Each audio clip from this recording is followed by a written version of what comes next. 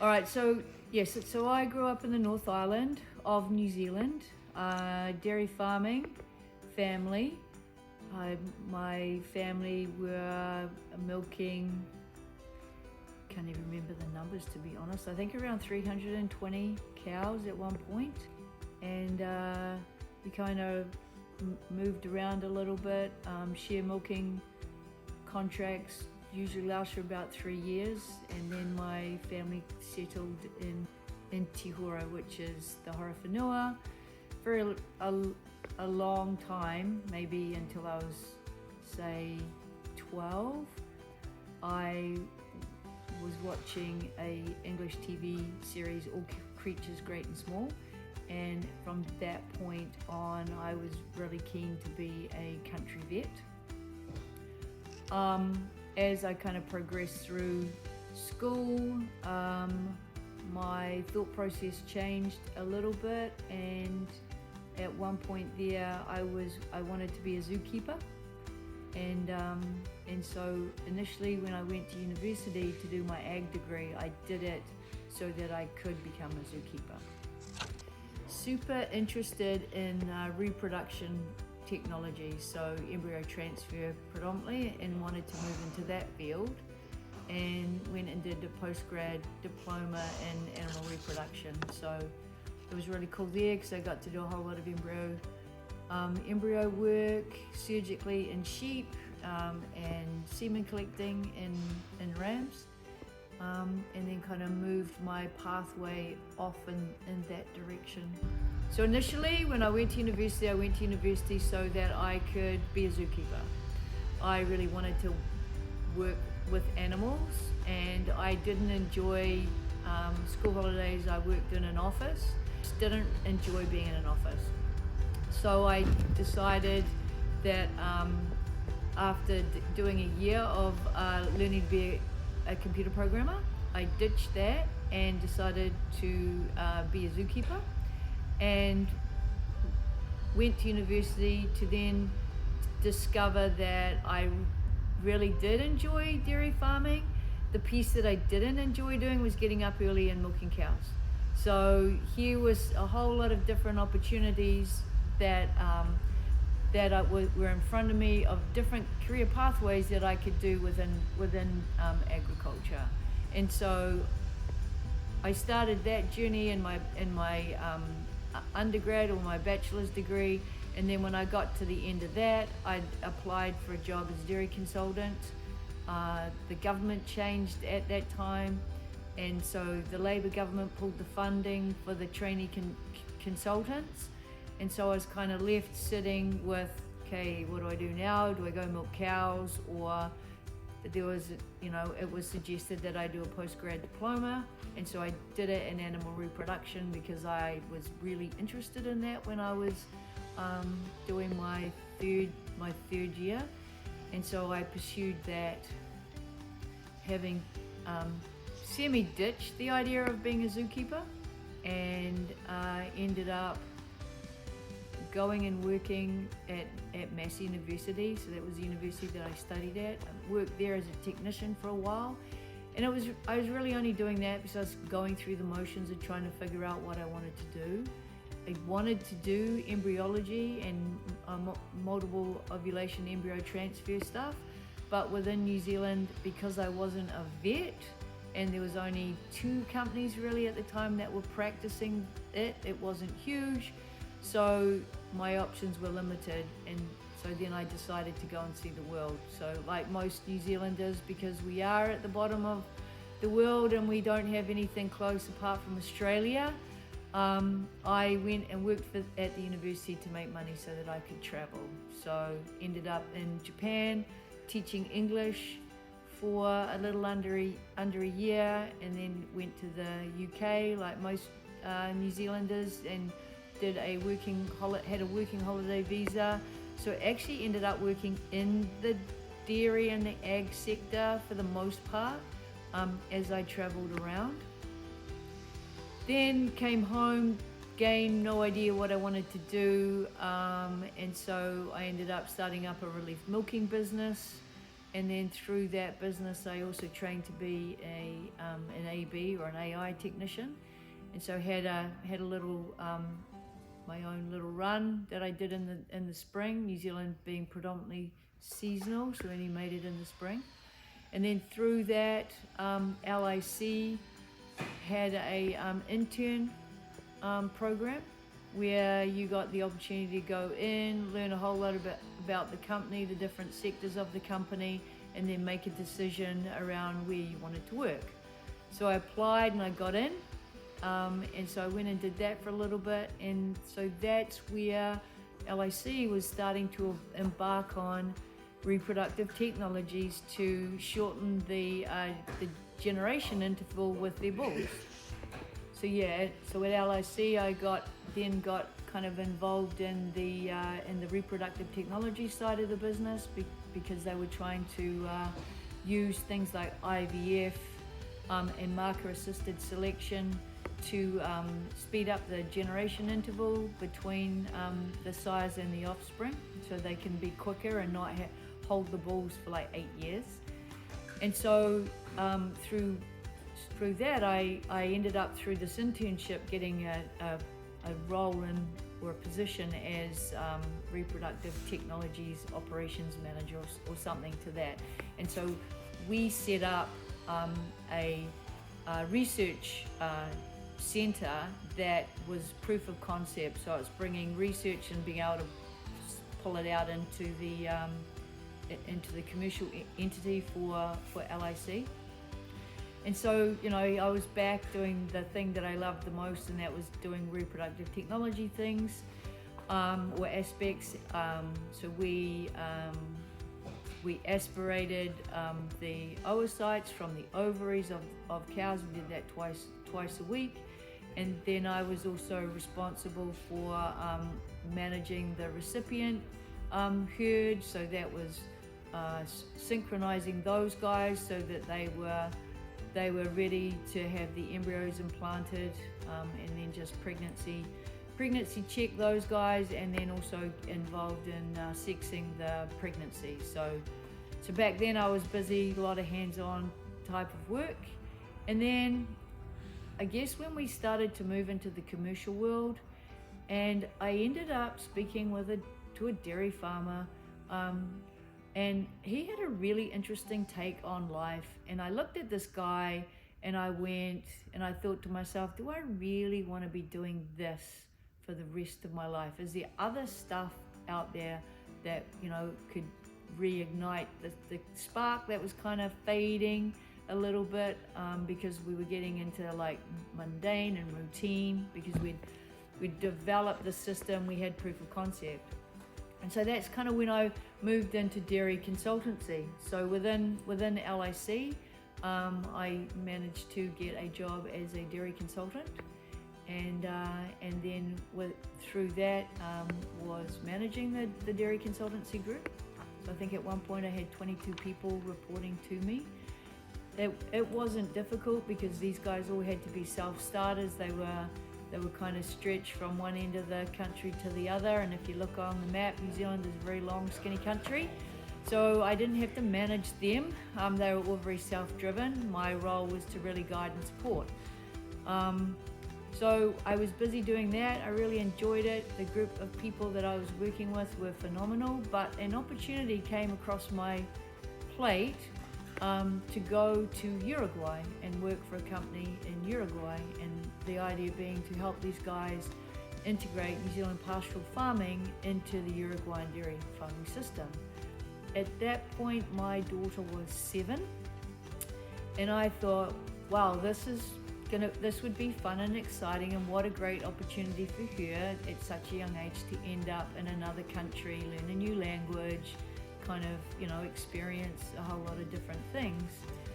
And at the end of the day, she was young enough that we could do that, and I thought, you know, I'd rather regret having done it than regret having not done it. So threw my hat in the ring, got accepted, moved the family to Uruguay in 2010, stayed there for almost 2 years. At that point, unbeknown to me, the whole entity was asset rich, cash poor. There were a few struggles going on.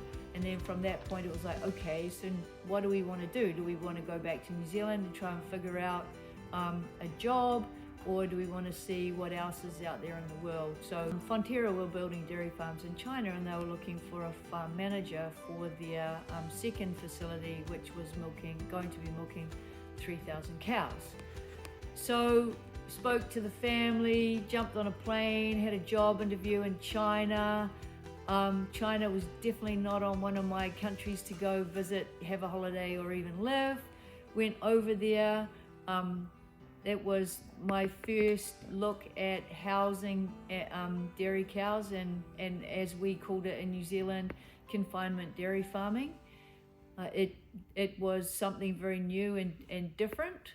The people that I met with seemed pretty cool. So I interviewed and got that job. And then so we moved from Uruguay to China at the end of, or near the end of 2011, where I started off as a farm manager for what was known then as UTN1. That was a heck of a lot of fun. The language very challenging, but the environment on the farm was great. The people were just these big sponges. They wanted to learn, they wanted to be better.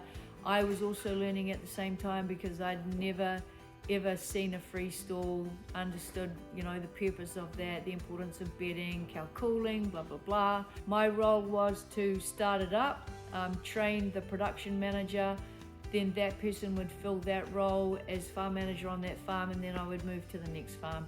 Fonterra had a very aggressive program where they were going to be milking, I can't even remember the number of cows, in a very short space of time, so we needed to be building at least one dairy farm a year.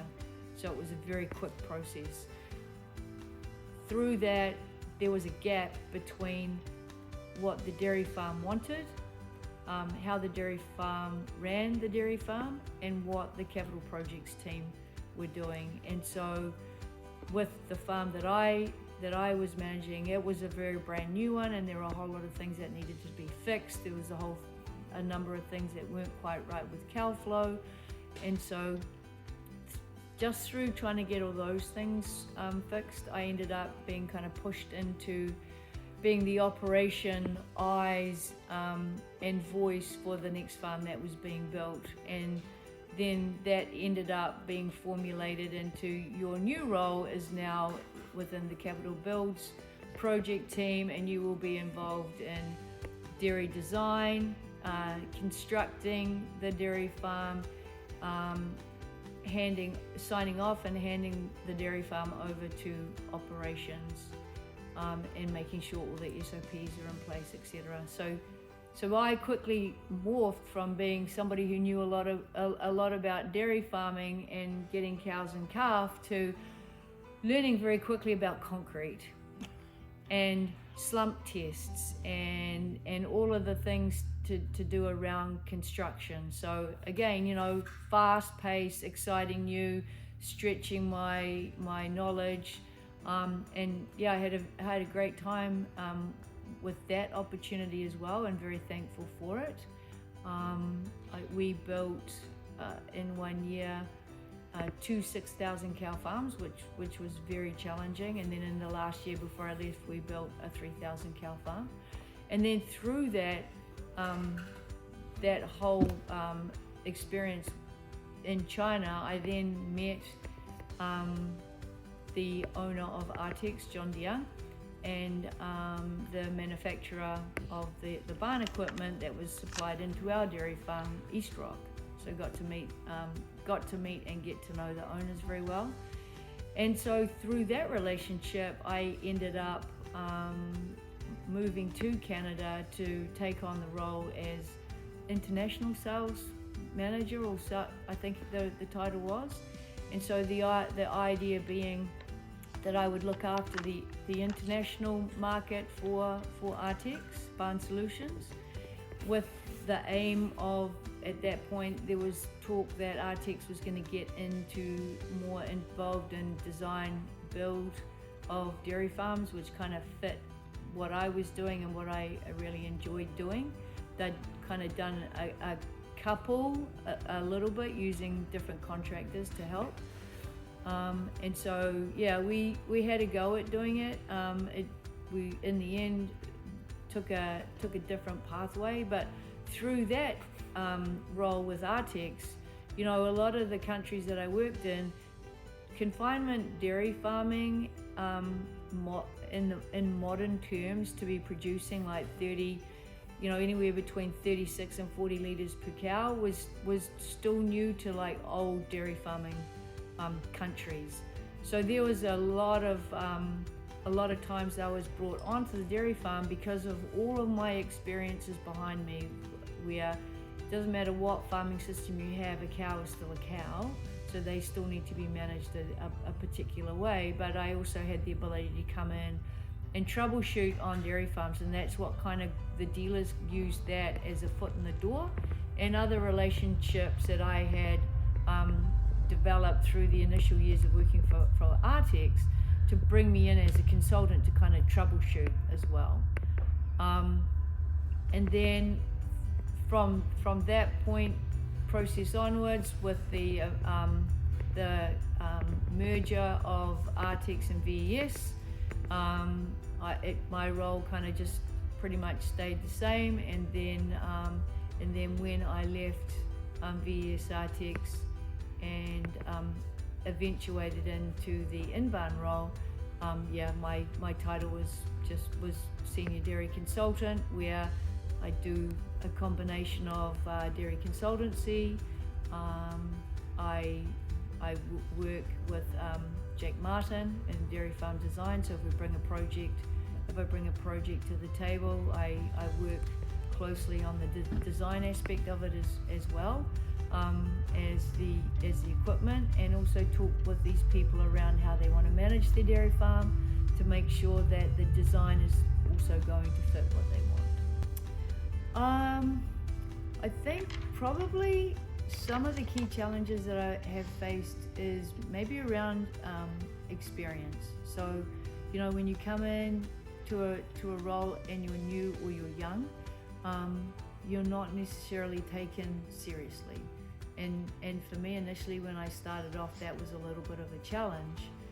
Fortunately, early-ish on in my career, when I was working for LIC and doing the reproductive technologies work, one of my managers at the time was very much in favor of kind of pushing people into, you know, more senior roles. I guess is a little bit of a push or a stretch, but you know, there to support. And I think having had that opportunity to then feel confident about the fact that even though I may be younger, I know what I'm talking about, or I know what I am doing, and so then that didn't become as big of a challenge. A lot of people say to me, particularly with the markets that I work in my role, or since moving my family to Canada, you must struggle being a woman. And I always don't like saying that, but I'm going to say it. You must struggle being a woman in this industry. And it's like, you know, I go to work and I'm a person, and the people that I speak to are also people. They're not actually any gender. I don't have any problems or issues with that. Even in, you know, more strict Muslim countries, I don't know if I'm not seen as a woman, I'm just seen as a person, which is great. And I think also one of the things that's helped me is my knowledge and my presence. So you know, when we moved to Canada and I started my role with Artex Barn Solutions, although I'd had a lot of experience in the dairy industry and I'd worked in a number of different countries, it was quite insular. So I didn't get to connect with a lot of people. The only people I really connected with were the people that came onto our farms. And you know, you either did or didn't keep their contact details, and you either did or didn't keep in contact with them. So for me, the biggie was, how do you get yourself known in an international market where you're not going to get to those markets, you know, once a month or out there every single day talking to your customers, because I live in one country and they live in a whole lot of different countries. So I think that's also helped, so that when I go into, you know, more into countries that are seen more as a male dominant country, I'm just treated, I feel like I'm treated as a person. I don't wear a gender. It's evolved a lot, and then it hasn't evolved much, if that makes sense. So there's a whole lot of things, the capturing of data, for example, and it's a business, not a family farm type thing, has very much changed from when I was a kid, and even when I was at university and or starting off, you know, in New Zealand it was still pretty much family farms. I know it was a business, but it wasn't a business, or a corporate, and I think, I mean, that has very much changed, where, you know, you have to be very you have to be following your business very closely, making sure that you're achieving the correct bottom line, keeping an eye on your costs, and if your income is dropping, trying to figure out how you can make those necessary adjustments to stay profitable in any financial year or climatic year, particularly in New Zealand, because being pastoral based, very much susceptible to droughts.